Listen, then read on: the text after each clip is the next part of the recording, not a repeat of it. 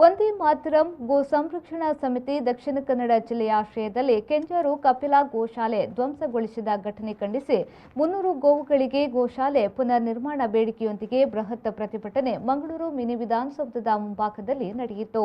ಹಿಂದೂ ಧರ್ಮದ ಪ್ರತೀಕವಾದ ಗೋಶಾಲೆ ಧ್ವಂಸ ಮಾಡಿ ಗೋಮಾತೆಯ ಕಣ್ಣಲ್ಲಿ ನೀರು ತರಿಸಿ ಬೀದಿಗೆ ನಿಲ್ಲಿಸದಿದ್ದಲ್ಲಿ ಹಿಂದುತ್ವಕ್ಕೆ ಕೊಡಲಿ ಏಟು ಹಾಕಿ ರಾಕ್ಷಸ ರೂಪದ ವರ್ತನೆ ತೋರಿಸಿದವರ ವಿರುದ್ಧ ಪ್ರತಿಭಟನಾಕಾರರು ಆಕ್ರೋಶವನ್ನ ವ್ಯಕ್ತಪಡಿಸಿದರು. ಒಗ್ಗಟ್ಟಾದ ಗೋ ಪ್ರೇಮಿಗಳಿಗೆ ಜಯವಾಗಲಿ ಜಯವಾಗಲಿ. ಸುಳ್ಳು ಹೇಳಿಕೆ ನೀಡುತ್ತಿರುವ ರಾಜಕಾರಣಿಗಳಿಗೆ, ಕನಿಕರವಿಲ್ಲದ ರಾಜಕಾರಣಿಗಳಿಗೆ, ಅಕ್ರಮ ಜಾಗ ಹೇಳಿ ಸಕ್ರಮ ಜಾಗ ಧ್ವಂಸ ಮಾಡಿದ ಜಿಲ್ಲಾಡಳಿತಕ್ಕೆ,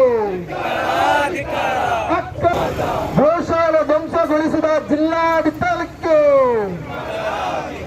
ಗೋಶಾಲೆ ಧ್ವಂಸಗೊಳಿಸಿದ ಜಿಲ್ಲಾಡಳಿತಕ್ಕೆ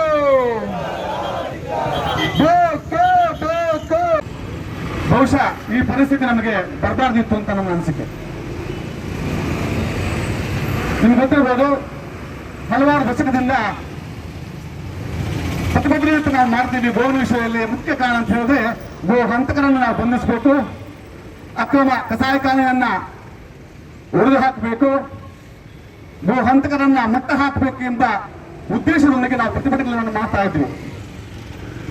ಆದರೆ ಈ ಪರಿಸ್ಥಿತಿ ಯಾರಿಗೂ ಬರಬಾರ್ದು.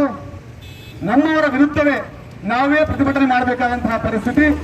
ಇದನ್ನ ತಂದೊಡ್ಡಿದ್ದು ಯಾರು ಅಂತ ಹೇಳಿದ್ರೆ ನಾವು ನಮ್ಮದೇ ಸರ್ಕಾರ ಅಂತ ಹೇಳ್ತೀವಿ.